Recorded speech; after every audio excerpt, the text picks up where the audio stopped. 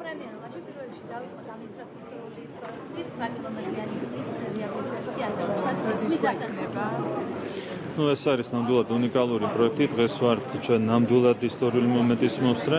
გაიჭრა ქვეშეთი კობის გვირაბი, ეს არის 9 კილომეტრიანი გვირაბი, ეს არის ყველაზე გრძელი გვირაბი საქართველოში, რომელსაც აქვს 15 მეტრი დიამეტრი.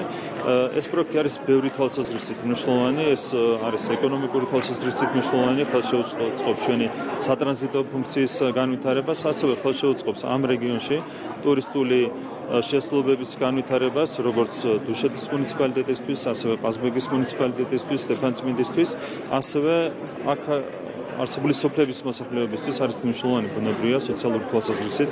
ეს პროექტი არის 10 სოფელი, რომელიც უკეთ დაუკავშირდება ბუნებრივია სხვა რეგიონებს, ქვეყნის დედაქალაქს, სხვადასხვა თვალსაზრისით, ეკონომიკური, სატრანზიტო, სოციალური თვალსაზრისით არის უმნიშვნელოვანესი ეს უნიკალური პროექტი, რომელიც საბოლოოდ დასრულდება მომავალ წელს, ეს იქნება 23 კილომეტრიანი გზის მონაკვეთი, რაც შეამცირებს 45 წუთით 1 საათიანი დღევანდელი 1 საათიანი გზავრობის დროს. ასევე 3 თვის განმავლობაში იკეთებოდა ხოლმე აქ გზა უამიდობის გამო, რაც ასევე აღარ იქნება საჭირო გამომდინარე იქიდან, რომ აბსოლუტურად უსაფრთხო იქნება ეს 23 კილომეტრიანი გზის მონაკვეთი. მადლობას გადავხდი ყველას, ვინც ჩართული იყო ამ პროექტის განხორციელებაში, განსაკუთრებით რეგიონული განვითარებისა და ინფრასტრუქტურის სამინისტროს და პირადად მინისტრ ბატონ ერეკლი ხარცელაძეს. როგორი ფორმატი ექნება და რა მოლოდინები უნდა ქონდეს საზოგადოებას? ყველა ხედავთ, რომ ძალიან ბევრი საუბრობს ქართველი ხალხის სახელით და ეს არიან არსებითად ის ადამიანები, რომლებიც სწორედ რომ პოლიტიკურად არიან გაკოტრებული და რომლებსაც არ აქვს სახალხო მხარდაჭერა. მაგალითად, თქვენ იცით, რომ რადიკალური ოპოზიცია, რომლის რეიტინგი არის რადიკალურად შემცირებული, საუბრობს დღეს ქართველი ხალხის სახელით, ასევე NGO-ები საუბრობენ ქართველი ხალხის სახელით, რომელმაშ როდესაც ამ ორგანიზაციებს აქვთ რეკორდულად მცირე დობა ქართულ საზოგადოებაში, სალომე ზურაბიშვილი ლაპარაკობს ქართული ხალხის სახელით, რომელიც არის პოლიტიკურად მთლიანად დისკრედიტირებული ქართული ხალხის თვალში.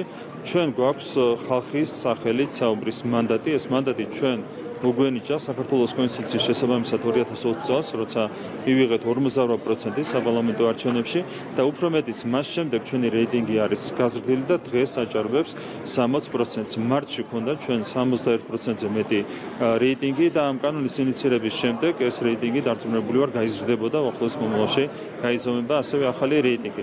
როდესაც მართლ გუნდს ხელისუფლებას აქვს 60%-ზე მეტი რეიტინგი და 10%-იანი და 15%-იანი სუბიექტები საუბრობენ ქართული ხალხის სახელით, ამ დროს მე მგონი მნიშვნელოვანია გავითვალისწინოთ ჩვენი მხარდამჭერების მოსაზრება, რომლებიც მოგვიწოდებდნენ, რომ გვეჩვენებინა თუ სადგას სინამდვილეში ხალხი.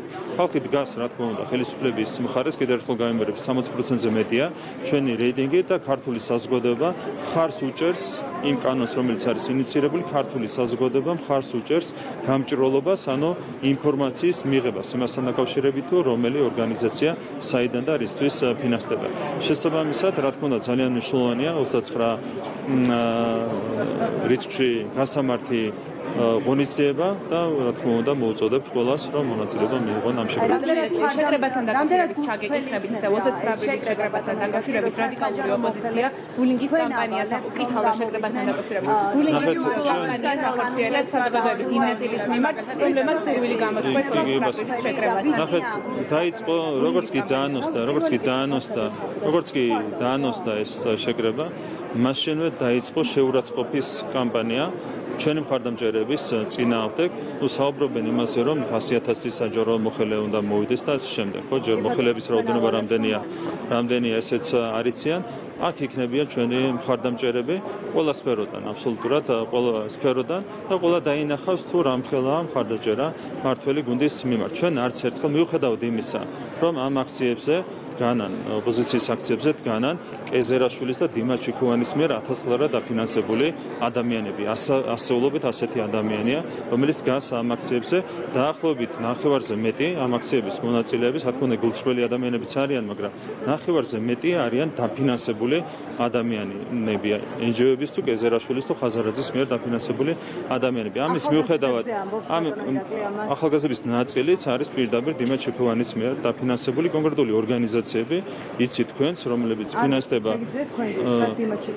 კი, დიმა ჩიქოვანი ნაცმოძრაობის ერთ-ერთი ლიდერი, ეგრეთ წოდებული გულწრფელი ახალგაზრდა არის იგორ ნარმანიანი, რომელიც არის დიმა ჩიქოვანის ერთ-ერთი ხელდასმული ახალგაზრდა, რომელიც არის უფრო მეტის ნაცმოძრაობის ახალგაზრდული ორგანიზაციის ლიდერი და მას უწოდებენ გულწრფელ ახალგაზრდას. სხვა რგვიკადრია არასდროს არ საუბრობ საერთოდ ამაზე.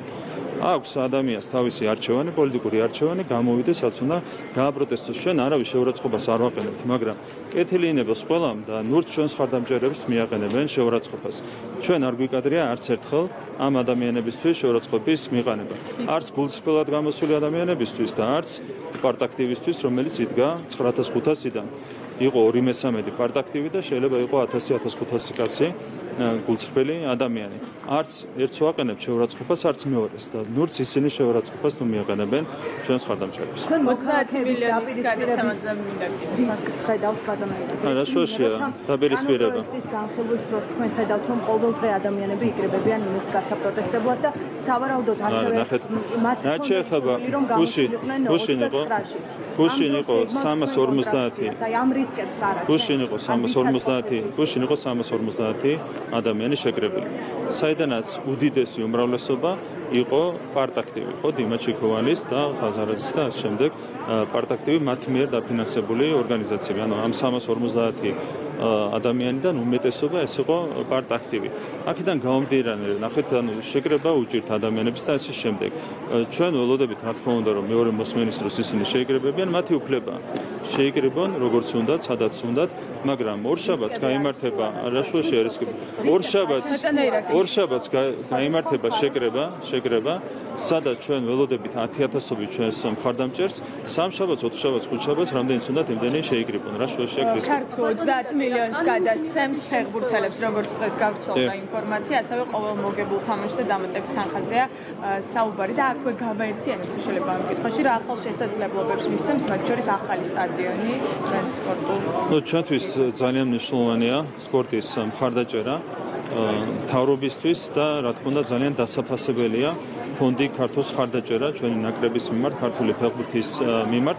რა თქმა უნდა, ბუნებრივად ჩვენ ვიცით, რომ ჩვენს ფეხბურთელებს არ აკლიათ мотиваცია, თუმცა ამ мотиваციის დამატებით მხარდაჭერა არის ძალიან, ასე ვთქვათ, ფასეული რამ და მადლობა ამისთვის ფონდ ქართოს და პირადად ბატონ ბიძინა ივანიშვილს, რომელმაც დააწესა ჯილდო როგორც ჯგუფიდან გასვლისთვის, ასევე თითოეული შემდგომი მოგებული თამაშისთვის და ჩვენ ძალიან დიდი იმედი გვაქვს, რომ რაც შეიძლება წინ წავა, ბუნებრივია, ჩვენი ნაკრები ევროპის ჩემპიონატზე ყველა ძალიან გულშემატკივრობ ჩვენს ნაკრებს. რაც შეეხება სტადიონიც არის ჩვენი სპორტის, ფეხბურთის, რაგბის მიმართ მხარდაჭერის განსაკუთრებული გამოხატულება. ჩვენს ქალაქს სჭირდება ახალი სტადიონი, თქვენ იცით რომ არის სირთულეები, სხვადასხვა ტიპის სირთულეები დინამოს სტადიონზე, მათ შორის 51000-ია მაქსიმალური ტევადობა დინამოს სტადიონის. ჩვენ გვჭირდება 70000-იანი სტადიონი იმისათვის, რომ მაქსიმალური კომფორტი შეუქმნათ ჩვენს გულშემატკივრებს და ასევე იმისათვის, რომ შევძლოთ უმაღლესი რანგის მატჩების მასპინძლობა ჩვენს დედაქალაქში და ასევე ჩვენ განვაცხადეთ, რომ გვინდა 2028 წელს ჩემპიონთა ლიგის ფინალის მასპინძლობა, რაზეც განაცხადს შევიტანთ, მანამდე ბუნებრივია აშენდება ახალი სტადიონი. ეს გეგმები მთლიანად არის დაკავშირებული ჩვენს мотиваციასთან, რომ მაქსიმალურად შევუწყოთ ხელი სპორტის განვითარებას. სპორტი არ ნიშნავს მხოლოდ კონკრეტულად როგორც ასეთი ასე ვთქვათ სპორტულ წარმატებას, ეს ნიშნავს ადამიანების ჯანმრთელობას, ეს ნიშნავს უკეთეს სოციალურ განვითარებას და ასე შემდეგ. ამიტომ სპორტს მაქსიმალურად უნდა შევუწყოთ ხელი. და გუშინ ვისაუბრე იმაზე, თუ როგორი იყო წინა ხელისუფლების დამოკიდებულება სპორტის მიმართ. ანადგურებდნენ ინფრასტრუქტურას, იყო უხეში ჩარევა სპორტში და ამან მოიტანა ის, რომ 9 წლის განმავლობაში არათუ წინ ვერ წავიდა ქართული სპორტი, პირიქით 90-იან წლებთან შედარებითაც წავიდა უკან, ხო? ბათუმის სტადიონი დაანგრიეს, ნორჩი დინამოელის ბაზა დაანგრიეს, თბილისის დინამო ისეთ ხალხს ჩაუგდეს ხელში, რომელმაც მხოლოდ უკან დახია ჩვენი საამაყო კლუბი.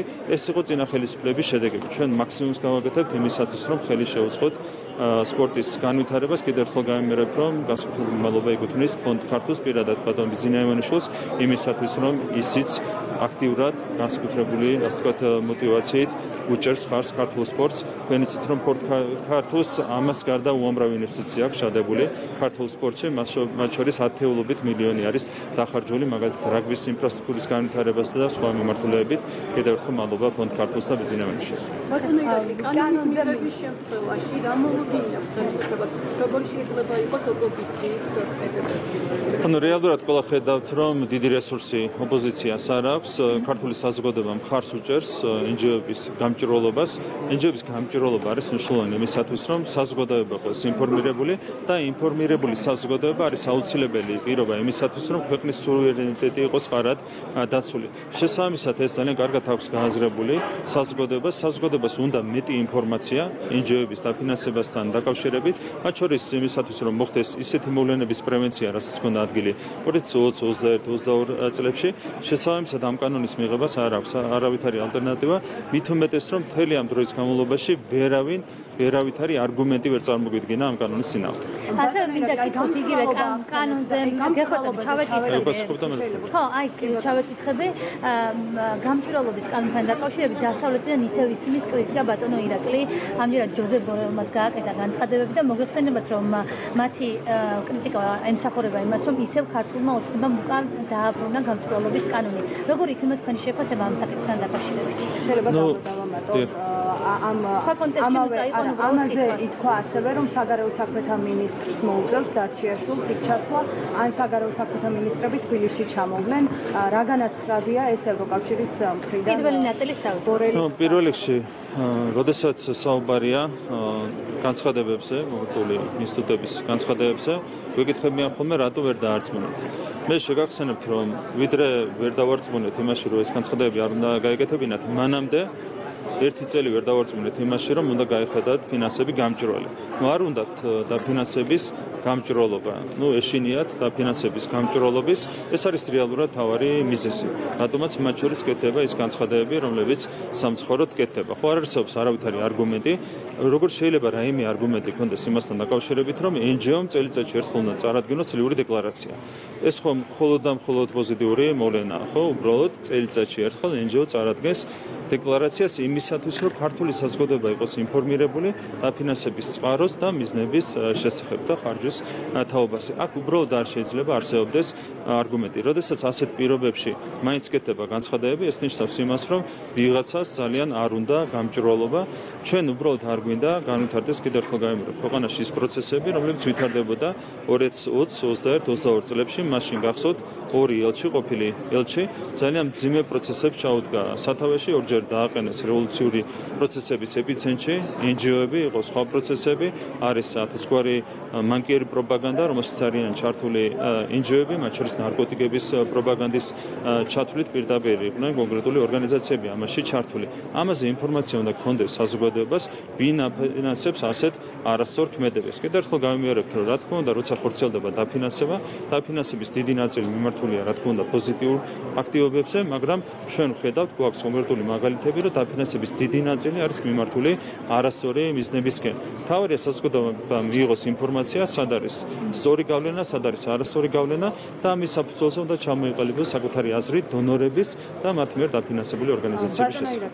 მოკლედ, მთელი ეს კვირებია სწორედ ასეთ განცხადებებს ისმენენ დასავლელი პარტნიორები, თუმცა ასევე ისმენენ, რომ ერთის მხრივ ამბობთ, რომ გამჭვირვალობაა мотиваცია, თუმცა თქვენი თანაგუნდელები საჯარო განცხადებებში ასევე ამბობენ, რომ უცხოური გავლენის შემცირებაა. მოკლედ, მიზანი რა არის? ალბათ ბევრისთვის მაინც არის გაუგებარი, იმიტომ რომ უცხოური გავლენის შემცირება თუ გინდათ ეს გამჭვირვალობასთან თავსებადობა რამდენად არის არ ვიცი.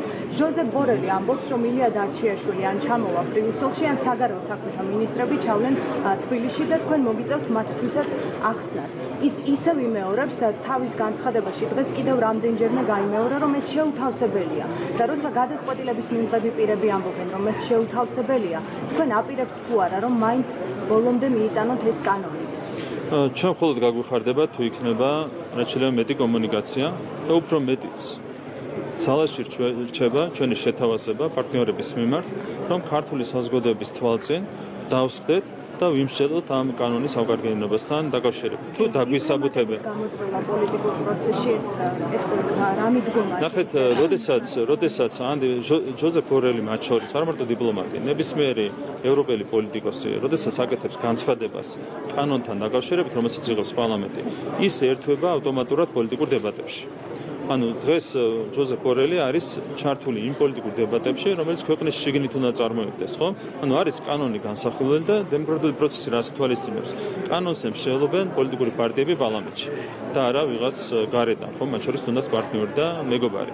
ანუ პოლიტიკურ რა თქმა უნდა ჩარევა. ანუ ნახეთ ოპოზიციამ, არა ერთი წამი. ნახეთ ოპოზიციამ, ნახეთ დემოკრატიული პროცესი როგორ წარიმართება, არის პარლამენტი, ყველა ქვეყანაში ასეა. არის უმრავლესობა და არის ოპოზიცია. როდესაც დისკუსია წარიმართება კანონთან დაკავშირებით, ოპოზიციამ უნდა ინებოს კეთილი და დაამტკიცოს, რომ კანონი არ არის კარგი და ესე იმართება ხო დემოკრატიული დისკუსიები. ამ შემთხვევაში ხდება რა, ოპოზიცია ვერ ამტკიცებს, რომ კანონი არის სუდი, ვერც ერთი არგუმენტი ვერ მოვისმინეთ ჩვენ საპარლამენტო. არა, ერთი არგუმენტი თქვენ მითხარით მაშინ. ბატონო ირაკლი, არა, მითხარით ერთი მითხარით ერთი, კი ბატონო, პირველი. ერთ სიბრტყეზე აყენებს საფრთხეს, რომელსაც თქვენ ხედავთ რუსეთიდან და ეგვიპტიდან. რას ტყუილი ეს არგუმენტია? ეს არგუმენტია? უნდა დაერქვას ორგანიზაციას, რომელიც ქვეყნის შიგნით სხვადასხვა პროექტს ახორციელებს. ეს არგუმენტია, ეს არის ფაქტის კონსტატაცია. და თუ ცუდი შავი, ეგრეთ წოდებული შავი ფულის გამჭვირვალობა გინდათ, არც ერთი ორგანიზაცია საკუთარ თავს აქ არ დაირეგისტრირებს და თან არ იტყვის, რომ შავი ფული რატო არ დაირეგისტრირებს? ანუ გამჭვირვალობა რამდენად არის? ანუ გამჭვირვალედ უნდა განახორციელონ ნარკოტიკების პროპაგანდა? წერს დეკლარაციაში შავი ფული შემოდისო და შავი ფული რა შუაში, ნახეთ. ანუ თქვენ გინდათ გამჭვირვალობა ერთი წამი, ნახეთ. და უცხო ქვეყნის ინტერესის გამტარებელს ვინ დაერქვას საკუთარ რატო არ უნდა დაერქვას, კაცო, უცხო ქვეყნის ინტერესებს ატარებს? გვირაბიც გაიხსნა ევროპის განვითარების ბანკის მიერ. ეს არის კეთილი ინტერესი, რა თქმა უნდა. რა თქმა უნდა, ნახეთ, არა, ჯერ ერთი ეს არის სესხი. ჯერ ერთი ეს არის სესხი და არა გრანტი. ჩვენ მივიღეთ სესხი. შეიძლება, მაგრამ ფინანსური განსხვავება კი არა, ფუნდამენტურად განსხვავდება, კაცო. ჩვენ ავიღეთ სესხი, მაგრამ ამ შემთხვევაშიც რა თქმა უნდა, უცხოური ძალა, კონკრეტული ორგანიზაცია იყო ჩართული კონკრეტული ინტერესის გატარებაში. ამ შემთხვევაში უცხოური ინტერესი იყო ის, რომ ხარდაჭერა გამოეცხადებინა ჩვენი ინფრასტრუქტურული პროექტების მიმართ. შესაბამისად, უცხოური გავლენის გატარება არ არის ამპრიორი უარყოფითი მოვლენა. პირიქით აგენტებზეც მახსოვს, მაგრამ ამ შემდეგ რაც სხვაგან გადადიხარ. ანუ ნახეთ, აქამდე არგუმენტი ვერ თქვით, ვერც ერთი არგუმენტი ვერ თქვით. ჯო არგუმენტი რომელი იყო თავიდან. ნახეთ, ახლა კიდე ხო გამიეროთ, ნახეთ. გეტყვით. სარქმევა დასავლური ფონდის დახმარების მიმდებარე ორგანიზაციაზე არის არა რანაირად კაცო. ფაქტის კონსტატაცია. ან ნახეთ ადრე გამოვიდა ერთ-ერთი წამი. ცხურ ძალაა და ქართული ძალაა, კაცო, ნახეთ, საქართველოს ხელისუფლება არის იმისთვის გერმანიისთვის და ამერიკისთვის უცხოური ძალა. ასევე ნებისმიერი უცხო ქვეყანა საქართველოსთვის არის უცხოური ძალა. ეს ფაქტის კონსტატაცია. ინტერესებიც არის ფაქტის კონსტატაცია. ფულს მიყვება ინტერესები. ანუ ეს ფაქტის კონსტატაცია და ინტერესების გატარებაც, როცა ფულს იღებ და უზრუნველყოფს შესაბამის პროექტის განხორციელებას, ეს არის ფაქტის კონსტატაცია.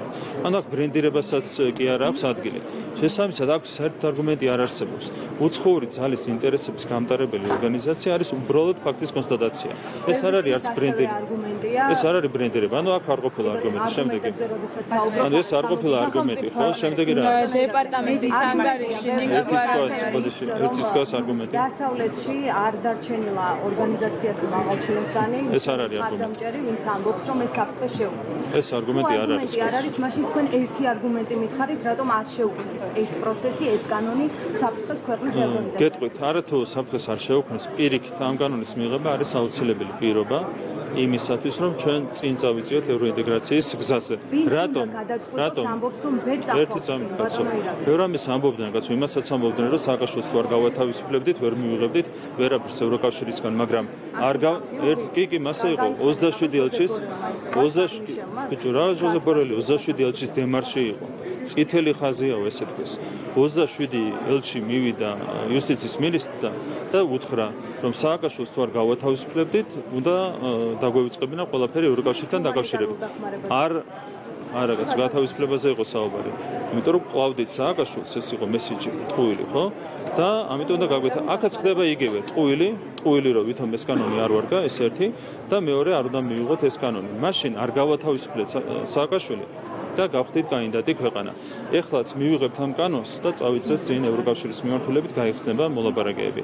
ამიტომ ევროკავშირი როგორც კანდიდატის სტატუსი მოგცა, როგორც მთელი ევროპა დარაზმული იყო სააკაშვილის გასათავისუფლებლად. მაგრამ როგორც კი რატო იცით? იმიტომ რომ იყო უცხო გავლენები ევროკავშირზე. მაგრამ ჩვენ გავიტანეთ ბოლომდე ჩვენი სააკაშვილთან დაკავშირებით ტყუილი ვრცელდებოდა.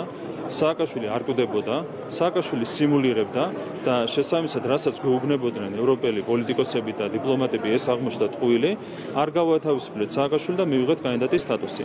აქაც კანონზე რო გვეუბნებიან, რომ არის სუდი, ესეც არის ტყუილი, ჩვენ გავიტანთ სიმართლეს და გაიხსნება მოლაპარაკებების საკითხი. ტყუილია, ჩვენ რო ბოლომდე გავიტანეთ ყველაფერი, ამიტომ მოგვენიჭა კანდიდატის სტატუსი.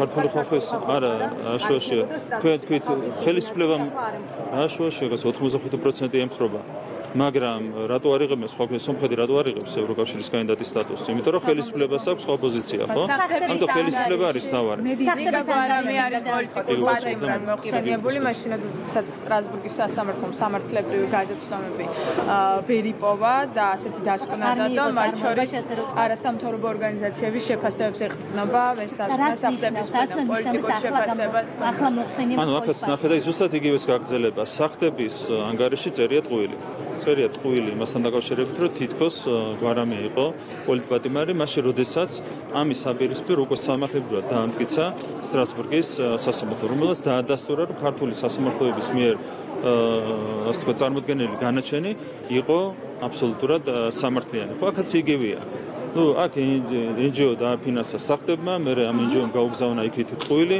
მე ეს ტყუილი მოხდა ისევ სახთების ანგარიში, ეს ჩაგედელი წერა რო არ იყოს, სწორედ ამიტომ არის აუცილებელი გამჭვირვალობა. როგორც გამჭვირვალე იქნება ყველაფერი, მე გაუჭირდება NGO-საც სახთების მოტყუება და სახთებსაც ანგარიში NGO-s მიერ მიწოდებული ტყუილის ჩაწერა. იმიტომ რომ ჩაგედელი წერა ამ გამჭვირვალობის პირობებში.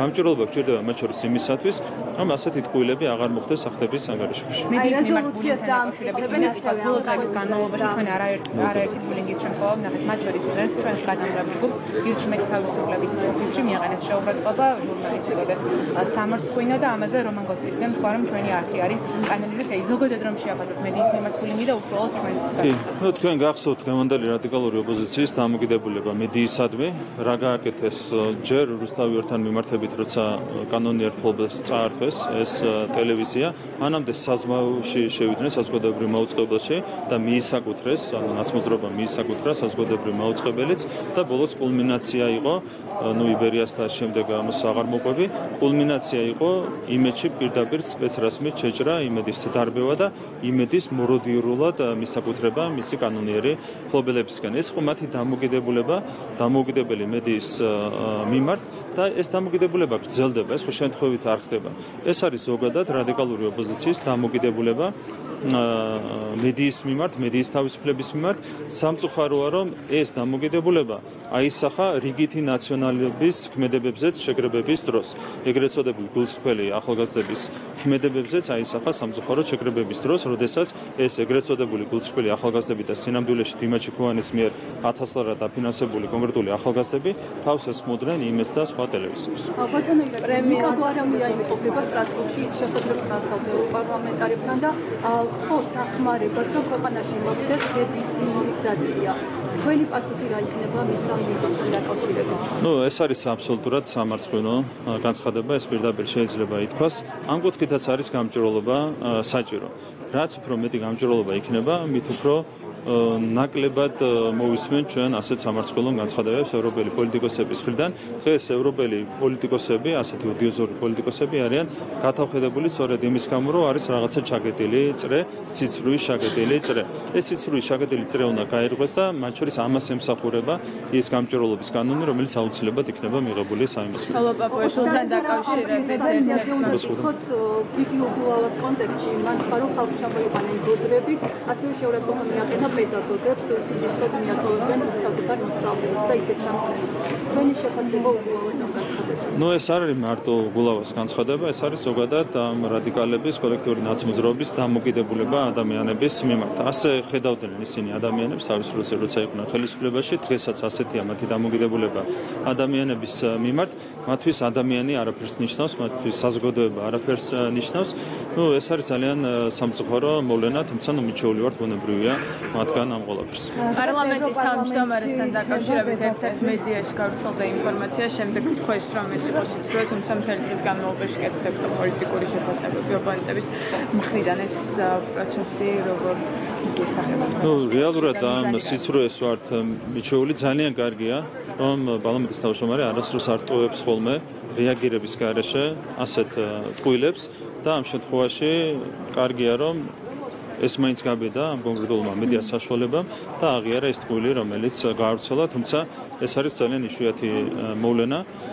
ზოგადად ძალიან მნიშვნელოვანია, რა თქმა უნდა, ის რომ სიცრუეს კონდეს ნაკლები გასახანი ქართულ საზოგადოებაში, ქართულ მედიაში და კიდევ ერთხელ გაიმეორებ, ეს კანონი, გამჭვირვალობის კანონი, მათ შორის პირველ რიგში ემსახურება სწორედ სიცრუის და ტყუილის პრევენციას ჩვენს ქვეყანაში. დღეს ამ კანონზე აპირებენ ევროპარლამენტში მსჯელობას, დებატები გაიმართება და ხუთშაბათს უკვე რეზოლუცია უნდა დაამტკიცონ, სავარაუდოდ წინასწარ უკვე შეგვიძლია ვიფიქროთ რა შინაარსი იქნება ამ რეზოლუციას, რა ტიპის მოწოდება იქნება.